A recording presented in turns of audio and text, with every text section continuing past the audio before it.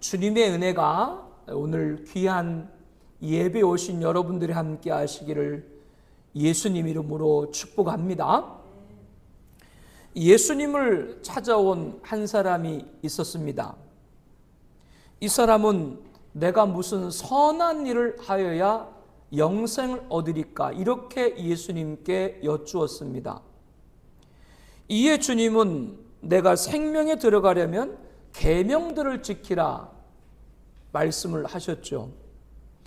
어느 계명이니까 재차 묻자 예수님께서는 살인하지 말라, 간음하지 말라, 도둑질하지 말라, 거짓 증언하지 말라, 내 부모를 공경하라, 내 이웃을 내 자신과 같이 사랑하라. 이렇게 말씀을 해주셨습니다. 그러자 이 사람은 기다렸다는 듯이 이 모든 것을 내가 지켰나이다고 자신 있게 대답을 했죠. 병행 본문인 다른 복음서에 보게 되면 내가 어려서부터 다 지켰나이다. 아마 이 사람은 부모로부터 어릴 적에 율법, 성경을 잘 배웠고 그 가르침대로 행했던 것 같습니다. 그런데 이렇게 모든 것을 내가 지켰다라고 자신한 이 사람이 그렇게 말하고 끝난 것이 아니라 이 모든 것을 내가 지켰사온데 아직도 무엇이 부족하니까 라고 3차 예수님께 질문을 했다라고 하는 것이죠. 아직도 무엇이 부족하니까 라는 말은 제가 더 이상 지킬 것은 없죠? 그렇게 자신의 의로움을 확인하려고 하는 말인지 아니면 다 지켰음에도 전부가 아닌 것은 아닌가라고 하는 그런 기우의 말인지, 이 사람은 다 지켰다라고 말하고 나서도 무엇이 부족한 것이 있습니까? 이렇게 말끝을 흐리면서 예수님에게 질문을 더했습니다. 모든 것을 다 지켰다고 말하고 나서도 무엇이 부족한 것이 있습니까? 라며 영생을 얻기에 혹시 내가 무엇인가 부족한 것이 있나 그런 불안과 초조가 있는 것을 보는 것이죠. 예수님은 내가 온전하고자 할진대 내 소유를 팔아 가난한 자들에게 주라. 그리하면 하늘에서 보화가 있으리라. 그리고 와서 나를 따르라. 이렇게 말씀을 하십니다. 이 말씀을 듣는 순간 이 사람의 몸은 차디차게 얼어붙었습니다. 그의 얼굴은 파랗게 질렸습니다. 머리는 쭈삣해졌습니다. 왜 그렇게 됐을까요? 그 이유에 대해서 재물이 많음으로 이 말씀을 듣고 근신하며 가니라. 성경은 우리들에게 증언하고 있습니다. 이 사람은 율법의 모든 가르침을 다 지켰다고 자부 아닌 자부를 했지만 자신에게 있어서 가장 큰 자랑이자 약점은 재물, 머니, 돈이었습니다. 이 사람에게 있어서 재물은 어느 누구도 간섭해서는 안 되는 영역이었던 것이죠. 그에 관해서 마태복음 19장 22절에는 재물이 많은 청년으로, 마가복음 10장 22절에는 재물이 많은 고로, 누가복음 18장 23절에는 관리이자 큰 부자로 기록하고 있습니다. 즉 예수님을 찾아온 이 사람은 청년으로 젊은 나이에 큰 부와 관리라는 높은 신분, 뭐 하나 부족함 없는 것을 소유했던 것으로 보입니다. 예수님은 이 사람이 간섭받고 싶지 않은 재물에 관해서 핸들링을 하고 계신 것이죠. 그러나 이 사람은 자신의 재물에 관해서만큼은 누구의 컨트롤도 불허했습니다. 그러므로 내가 온전하고자 할진대 이 말은 네가 묻는 것처럼 영생을 얻으려면 너의 모든 재물을 팔아서 누구한테 가난한 자한테 주어라. 그러면 하늘에서 보화가, 그 보화는 영적인 영생일 수도 있고 또 이 땅에서 주님께 드린 자가 받는 현세의 복일 수도 있죠. 그리고 와서 나를 따르라. 이렇게 제자가 되라고 말씀하셨지만 이 청년은 재물이 많음으로 이 말씀을 듣고 근심하며 떠나가니라. 예수님을 등진 것이죠. 온전 영생을 얻지 못한 겁니다. 부자 청년이 예수님을 찾아온 것과 달리 예수님이 찾아간 사람도 있습니다. 사마리아 수가라는 동네 한 여인이었죠. 예수님은 이 여인을 동네 우물에서 만났습니다. 내가 주는 물을 마시는 자마다 영원히 목마르지 아니하리니 내가 주는 물은 그 속에서 영생하도록 솟아나는 샘물이 되리라. 예수님은 여인에게 자신이 너희가 기다리던 구원자 메시아임을 가르쳐주고 계신 것이죠. 그런데 여인에게 복음을 전하시던 예수님께서 갑자기 대화의 주제를 바꾸셔가지고 어떻게 보면 뜬금없다라는 표현이 적합할 정도로 전혀 다른 얘기를 하세요. 가서 내 남편을 불러오라. 순간 당황한 여인은 나는 남편이 없나이다 얼버무리고 대화를 전환을 하려고 했지만 예수님은 내가 남편이 없다는 말이 옳도다. 너에게 남편이 5 있고 지금 있는 자도 내 남편이 아니니 내 말이 참되도다라고 했습니다. 예수님의 말씀대로라면 이 여인은 지금 6번째 남자와 동거 중인 것으로 보여집니다. 오늘날도 3원, 4원은 드문 경우인데 당시에 이러한 6번의 결혼이라는 것은 수치스러운 일이었을 것이죠. 그러니 다른 동네 안악들은 우물물을 기를 때 이른 아침이나 저녁 되기 전에 우물을 찾게 되는데 이 여인은 유대인 시각으로 6시, 우리 시간으로 가장 더운 정오 12시에 물을 길러 왔습니다. 그만큼 사람들을 회피하고 만나고 싶지 않았기 때문이죠. 그 이유가 뭐라고요? 자신의 삶, 정말로 다른 사람들에게는 자신이 6번이나 결혼했던 그런 것을 숨기고 감추고 싶었던 것이죠. 사마리아 수가성 여인에게 있어서 6번의 결혼은 누구도 간섭해서는 안 되는 영역이었습니다. 예수님은 이 여인이 간섭받지 않으려고 하는 영역인 6번째 결혼에 관해서 핸들링을 하고 있는 겁니다. 이 여인은 자신의 결혼에서만큼은 누구의 컨트롤도 불허했습니다. 그러나 예수님의 말씀을 들은 여인은 앞서 부자 청년같이 등지고 떠나지를 않았죠. 오히려 예수님에게 다가가 주여 라고 호칭하며 내가 보니 선지자소로이다 고백을 합니다. 즉 이 여인은 예수님과 말씀을 나누는 중에 예수님이 목마르지 아니하는 샘물을 주시는, 즉 영생을 주시는 구원자임을 처음에는 알지 못했다가 이전에 자신과 전혀 만난 적도 없고 사마리아인, 자기와 같은 사마리아인과는 접촉하지도 않는, 예수님이 유대인으로는 육체적으로는 유대인이시잖아요. 그 유대인이신데 오셔가지고 나랑 한 번도 대화한 적이 없는데 그분이 자신이 갖고 있는 것을 말씀하는 걸 보고 자기가 알 수 없는 과거를 알고 계신 것을 보고 이 여인은 이 예수님께서 구원자임을 영접하게 됐던 것이죠.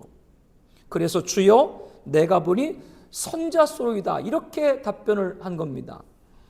예수님과 여인의 대화는 계속 이어졌습니다. 모든 말씀을 들은 여인은 어떻게 되었을까요? 요한복음 4장 28절입니다.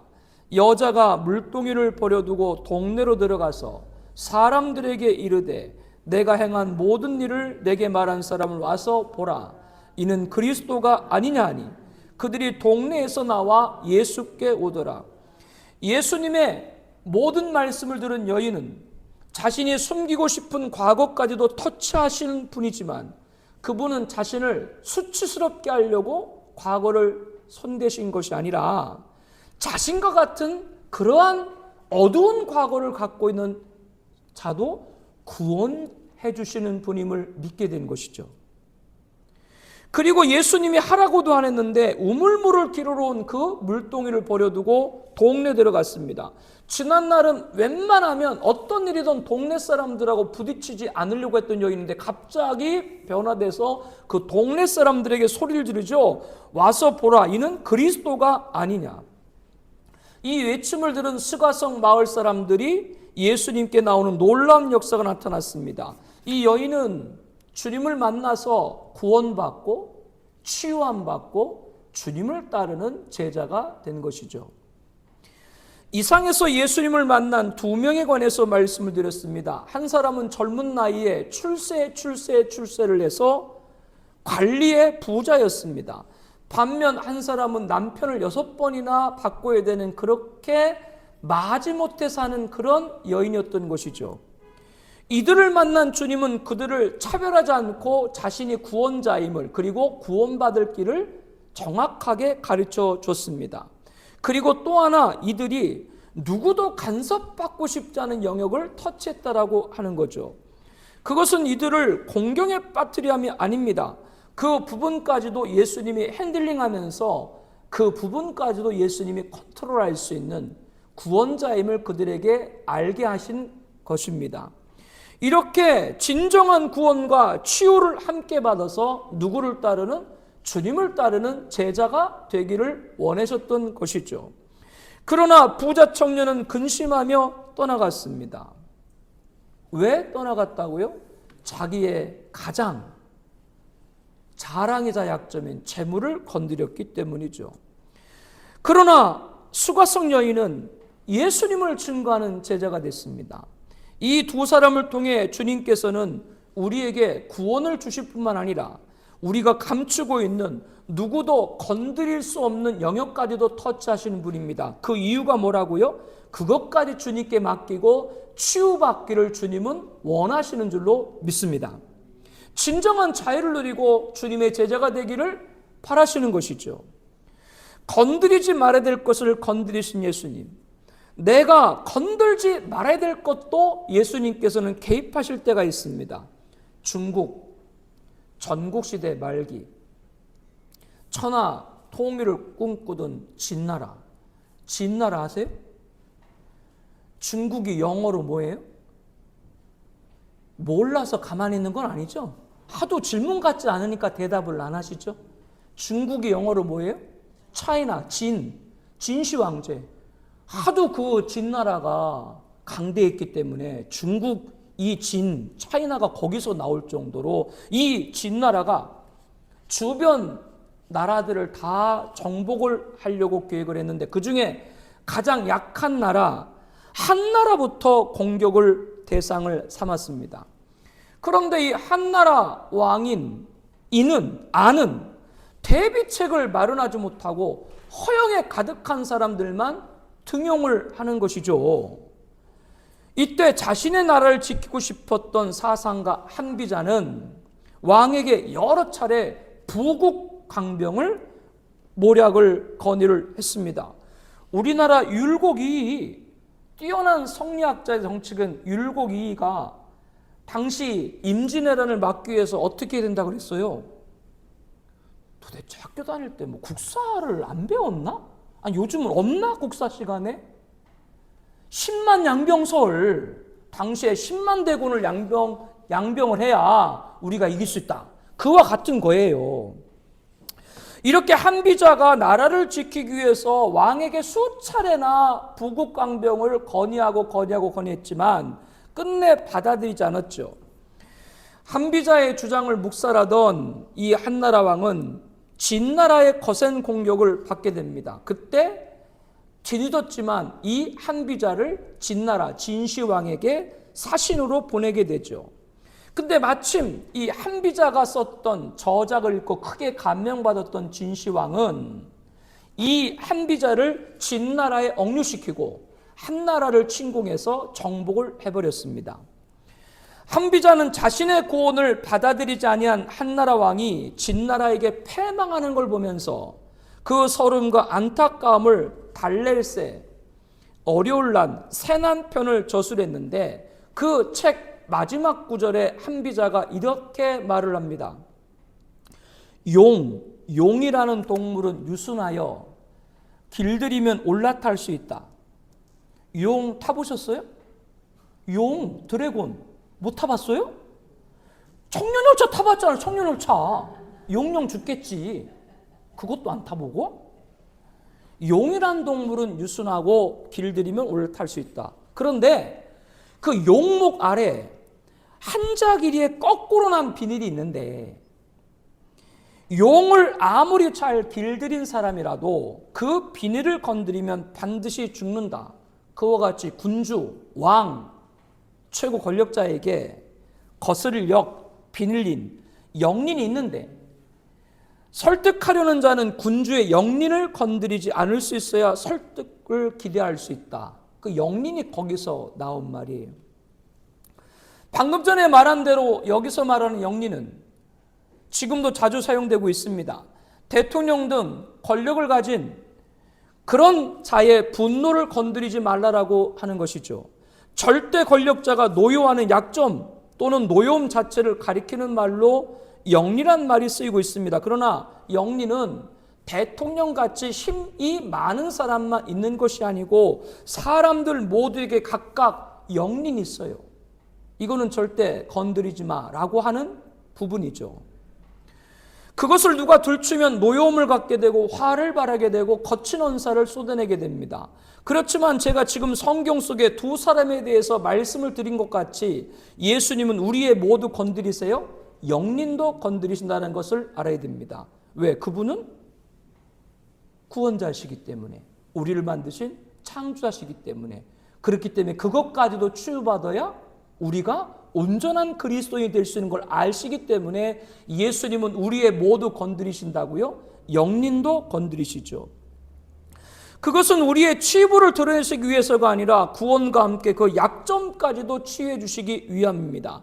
진정한 진리 안에서 자유를 마음껏 누리게 하기 위함입니다. 그러나 이러한 예수님의 손길을 거부했던 누구? 부자 청년같이 뒤돌아 가버리는 사람들이 있습니다.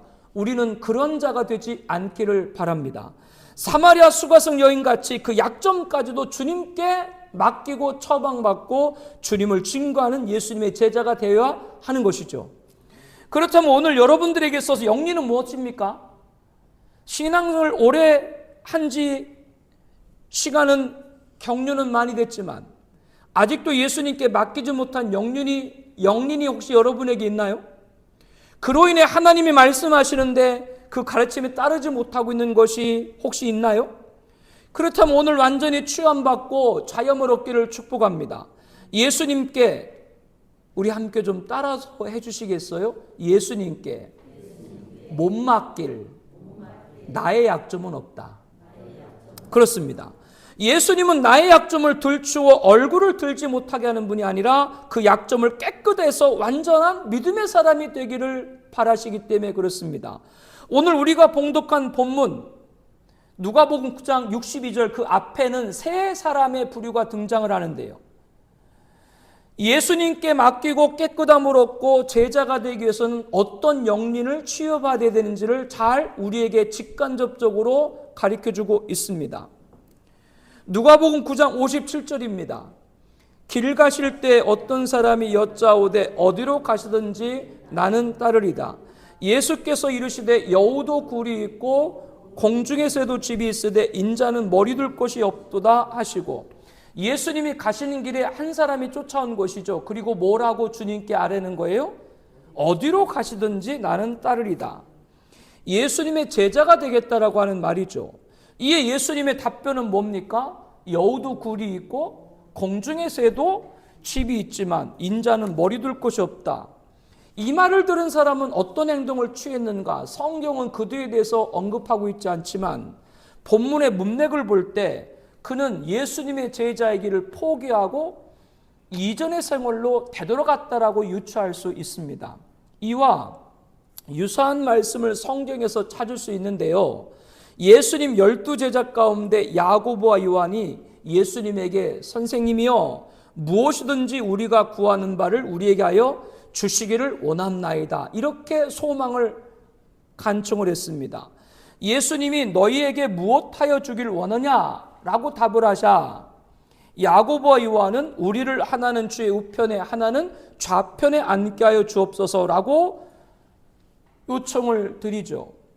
야고보와 요한이 말한 우편과 좌편은 다른 복음서에 보게 되면 주의 나라에서 우편과 좌편으로 아마도 야고보와 요한은 예수님이 세상의 왕처럼 세상을 다스릴 때 영의정, 우의정, 지금 우리로 말하면 내각 수반인 국무총리 그리고 청와대 비서실장 자기들을 그렇게 앉혀달라고 간청을 드린 것 같아요. 야고보와 요한은 예수님의 제자임에도 불구하고 예수님이 메시아라는 것을 세상의 왕처럼 군림하는 것으로 알았던 것이죠. 오해를 한 거죠. 이러한 야고보와 요한에게 예수님께서는 너희가 구하는 것을 알지 못하는도다 라고 하시면서 그들의 요청을 무시하시고 내가 마시는 잔을 마실 수 있느냐? 너희가 마실 수 있으면 내가 받는 세례를 너희가 받을 수 있느냐라고 하십니다. 여기서 예수님 말씀한 주님의 잔과 세례는 뭐예요? 십자가죠. 죽음을 말합니다. 예수님께서는 나의 제자가 되는 것은 내각 수반인 국무총리도 아니고 청와대의 비서실장도 아니고 주님과 같이 어떻게 돼야 된다? 십자가의 희생이고 섬김이다. 이렇게 가르쳐주고 있는 겁니다. 이 얘기를 통해서 알 수 있는 것이 무엇입니까? 예수님의 부름을 받은 제자들마저도 예수님을 따르는 것이 십자가의 죽음인지 모르고 예수님 왕이 되면 한 자리 차지할 것으로 생각을 했던 것이죠. 그렇다면 오늘 본문에 예수님에게 어디로 가시든지 나는 따르겠나이다 한 이 사람에게 예수님께서 여우도 굴이 있고 공중의 새도 집이 있을 때 인자는 머리도 것 없다. 그 말씀하신 뜻을 찾아낼 수가 있습니다. 예수님의 제자는 변변한 거처도 마련하지 못하는 생활을 하게 될지도 모른다라고 하는 것이죠. 여러분 주변에 목사님들 많이 보세요? 전도사님들 많이 보세요? 여러분 주변에 보는 목사님과 전도사님들이 고대 광실에서 살아요? 그런 분도 계시지. 다 B 땡땡 A 땡땡 뭐 그런 거 타요? 뭐 그런 분도 계시겠죠. 그러나 그렇지 않은 분들도 많이 있죠. 일생을 목회하시면서. 그러므로 이 말씀을 하신 것은 지금 호기롭게 예수님 어디 가시든지 다 따르겠습니다 라고 한 이 사람은 어떤 약점이 있다는 걸 예수님이 알고 계신 거예요. 즉 이 사람은 예수님을 따르면 출세해서 고대 광실에 살 수 있을 것으로 착각을 했던 것이죠. 예수님이 그런데 여우도 굴이 있고 공중의 새도 집이 있으되 인자는 머리 둘 곳 없다 이렇게 말씀을 하시니까 그 사람에게는 그것이 뭐가 된 거예요?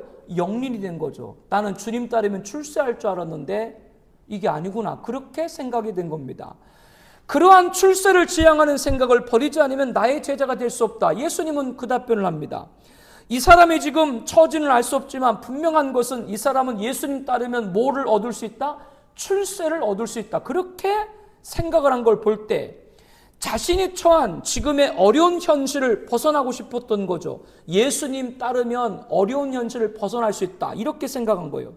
요즘 말로 하면 신분 상승을 하고 싶었던 것으로 보입니다. 그러던 중에 예수님께서 오병이를 통해서 몇 명을 먹이세요? 5,000명을 먹이시고 무리를 거르시고 병자를 고치시고 악기 들린 자에게 귀신을 내쫓은 그런 능력을 옆에서 보고는 야, 예수님 따르면 정말 출세할 수 있겠다 이렇게 생각을 했던 겁니다.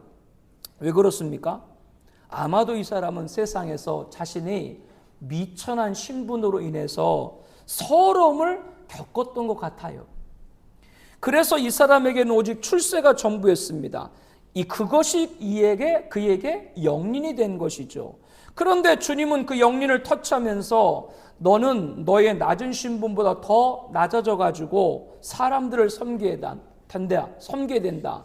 나는 사람들을 섬김받으러 온 것이 아니라 섬기려 왔다.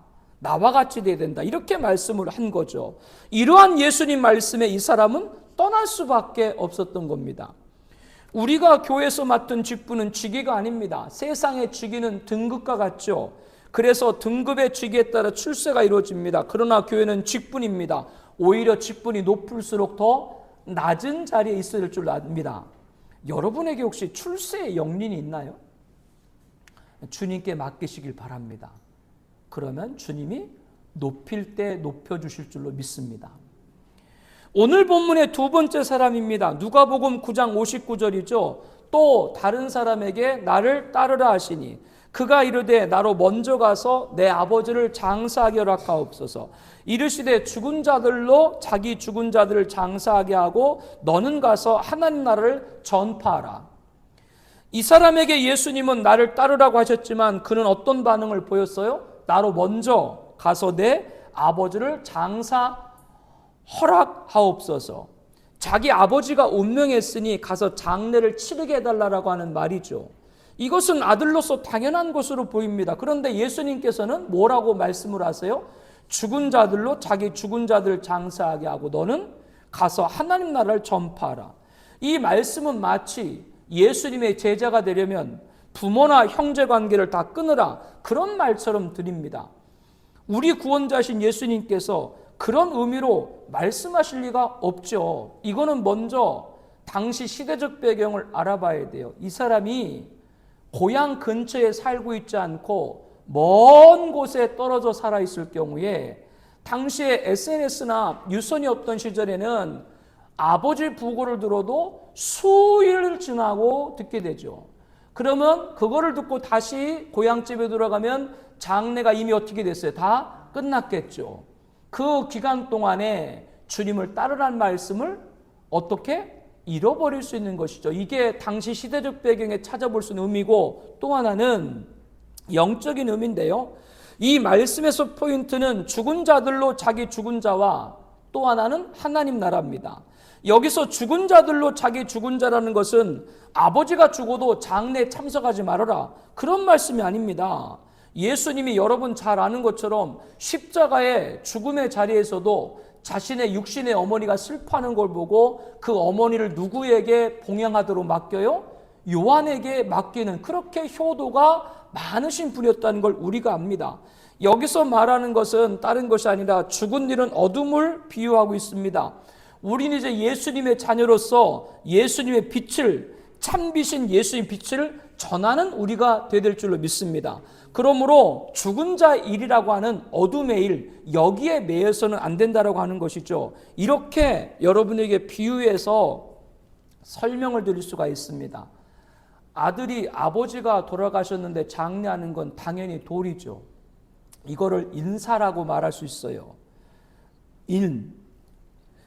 인사가 어떤 경우에는 신앙과 충돌할 때가 있다는 것을 알아야 됩니다. 무슨 의미인가 하면요, 교회에 다니는 분들 가운데 주일날 결혼식을 하시는 경우가 있죠. 저와 여러분도 기도를 많이 해야 됩니다. 제가 모 교회 청년부를 지도할 때인데요, 교회도 잘 나오지 않고 연락도 하지 않던 어느 형제한테 갑자기 전화가 왔어요. 그러면서 제가 몇 월 며칠 날 결혼을 하게 됐습니다. 그래서 제가 축하드립니다라고 말을 했더니, 그런데 목사님 그날이 주일입니다. 그런데 교회 주보에 결혼식 안내를 해줄 수 없습니까? 이렇게 저한테 요청을 하는 것이죠. 왜냐하면 제가 섬겼던 그 교회 담임 목사님은 굉장히 보수적이신 분이가지고 주일날 애경사, 초상 이것은 제외고요. 주일날 결혼식이나 잔치나 이런 거를 하게 되면 아예 교회 주보 안내도 올리질 않았어요. 그 목사님이 그렇게 좀 엄하셨어요. 그러니까 이제 저한테 부탁을 한 것이죠. 그리고 저도 그렇게 할 수 없습니다라고 얘기했더니, 담임 목사님 방침입니다라고 얘기했더니 담임 목사님께도 직접 전화해가지고 요청을 하는 것이죠. 그런데 교회에서 정한 방침이기 때문에 안내를 올려줄 수가 없었던 것이죠.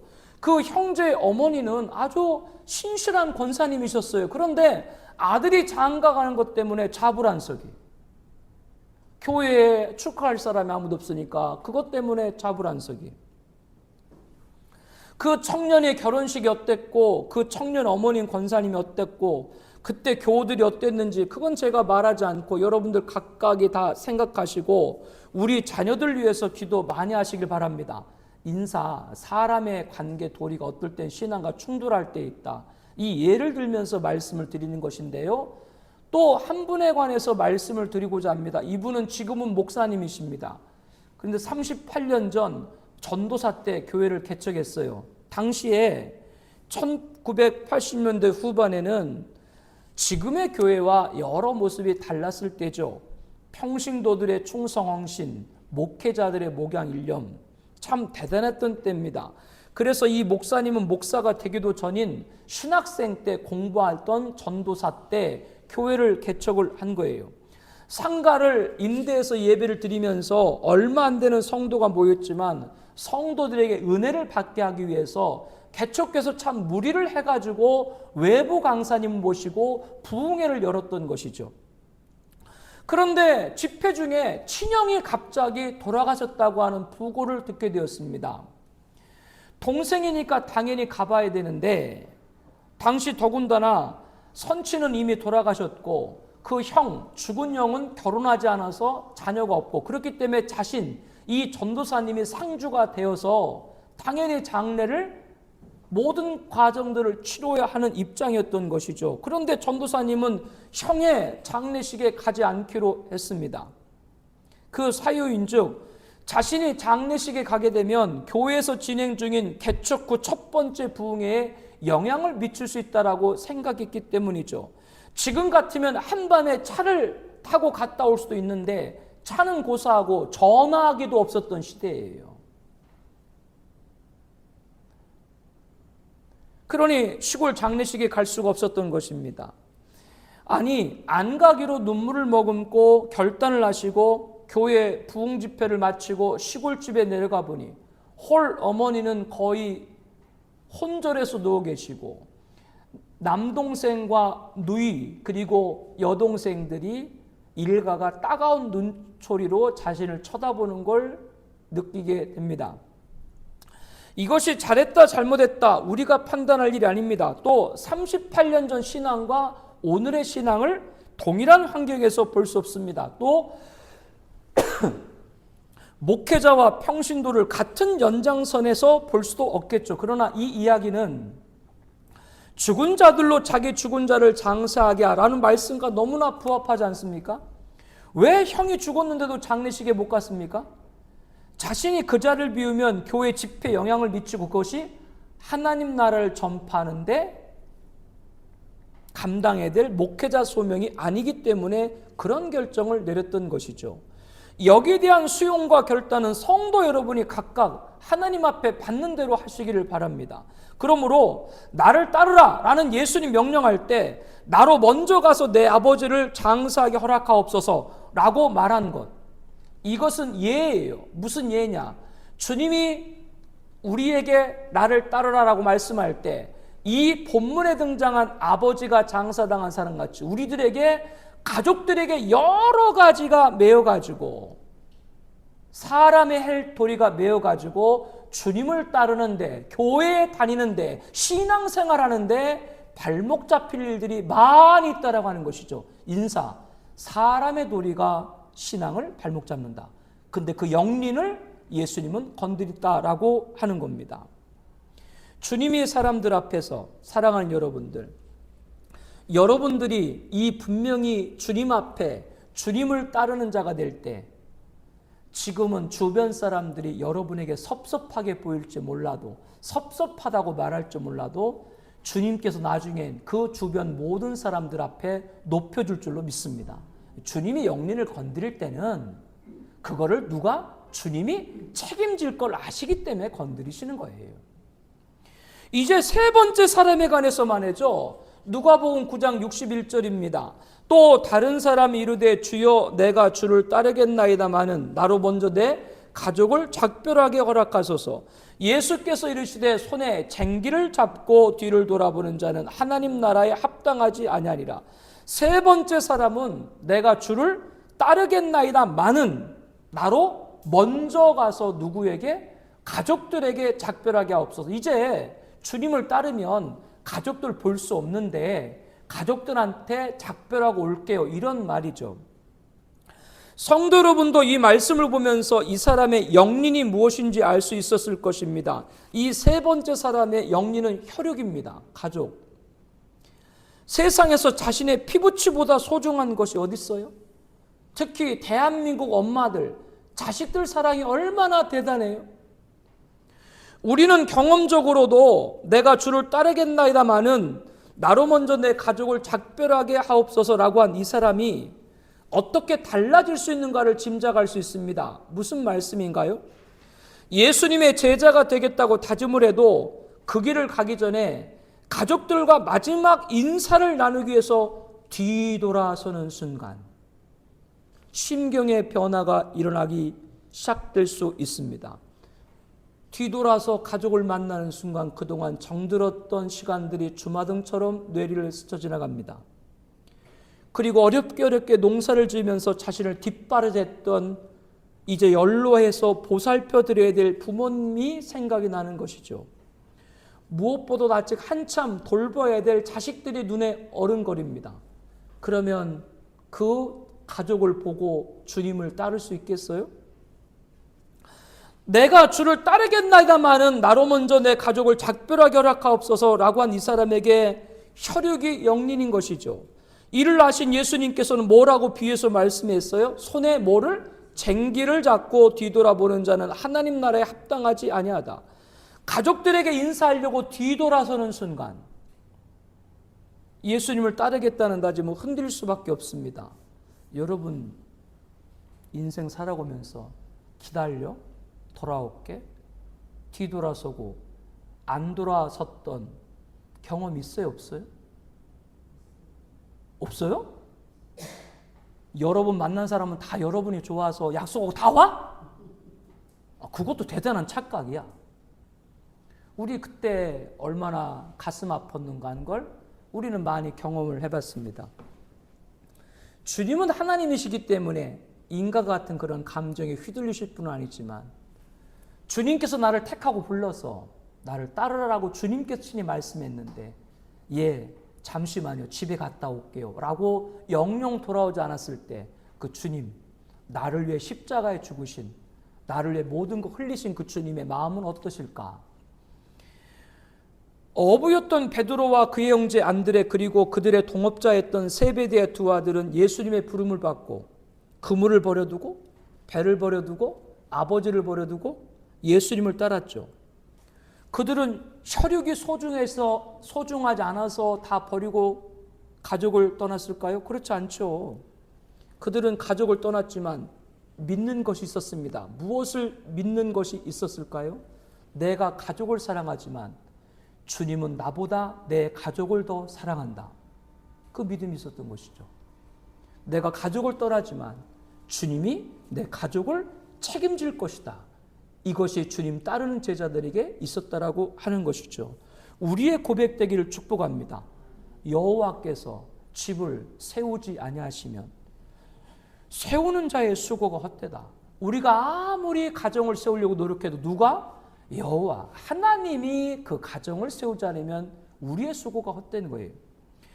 공생애를 시작하신 예수님께서 그 후로 자신이 자란 나사렛 집에 돌아가실 수가 없었죠. 너무나 바쁘셨기 때문에. 이 사정을 한 예수님의 어머니 마리아와 젖동생들이 채비를 하고 걸어 예수님이 계신 곳에 찾아왔습니다.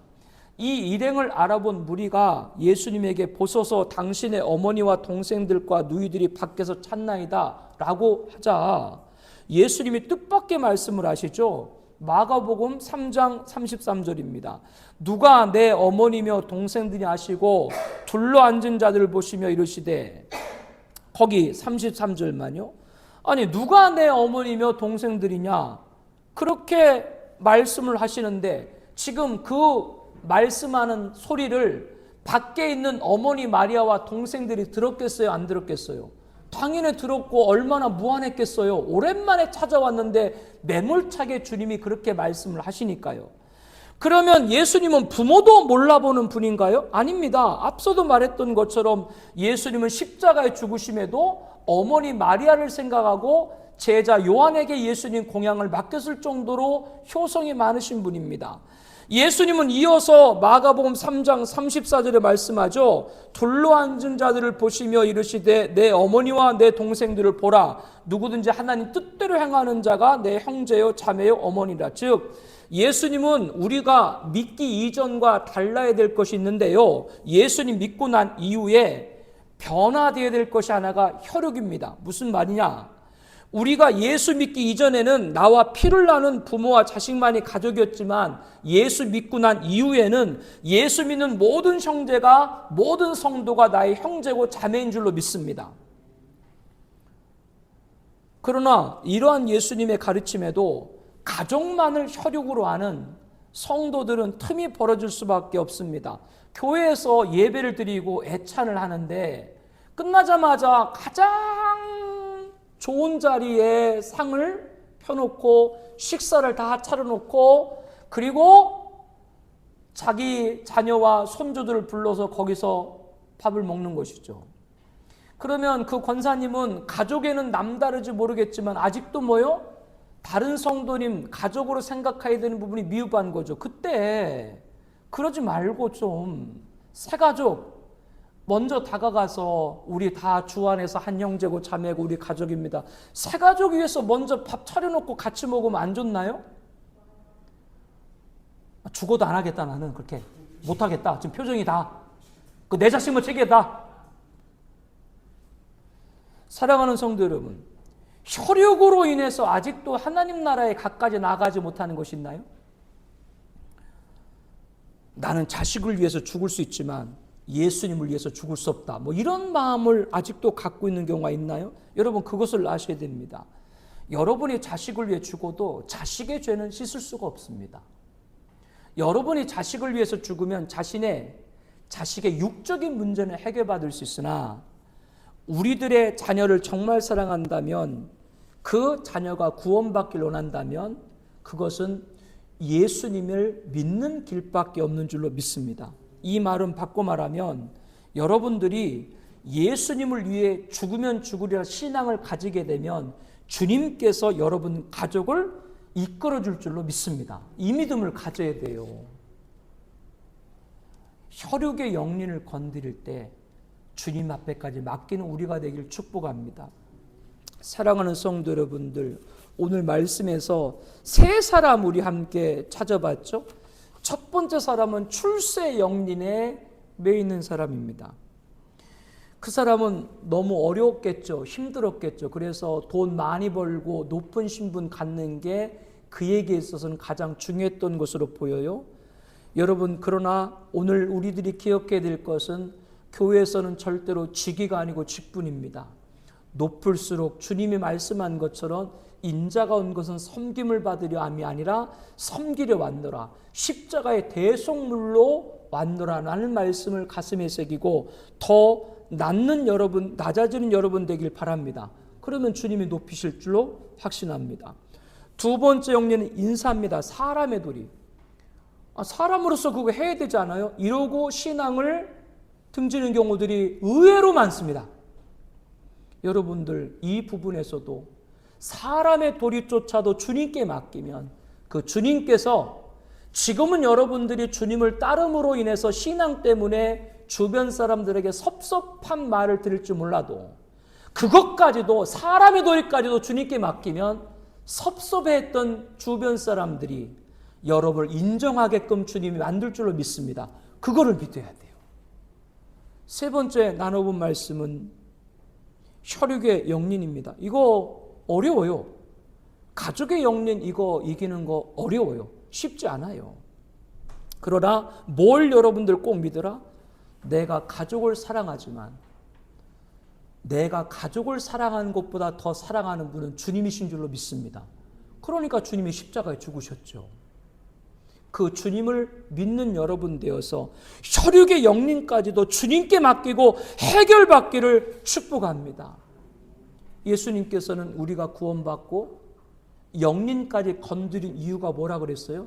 그 약점까지도 치유받고 진정한 자유를 얻어서 주님을 따른 제자가 되는 줄로 되기를 원하시는 줄로 믿습니다.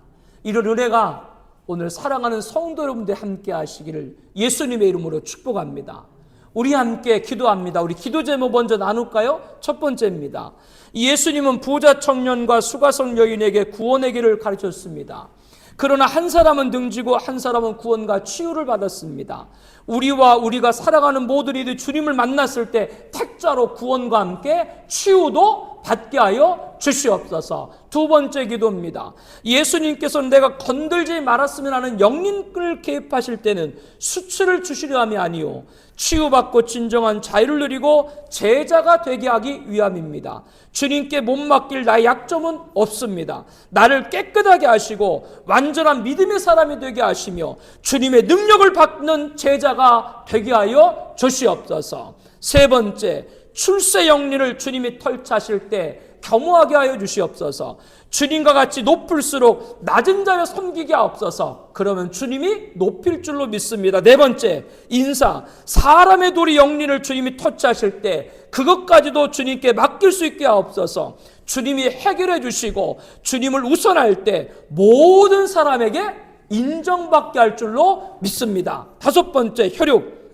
아직도 가족 혈육으로 인해 나아가지 못한 영린을 주님이 터치하실 때 내가 주님을 위해 죽으면 주님이 나의 가족을 책임질 것을 확신하게 하옵소서. 예수 믿는 모든 성도가 나의 가족임을 알고 교회 공동체와 함께 이기게 하여 주시옵소서. 우리 함께 통성으로 기도합니다.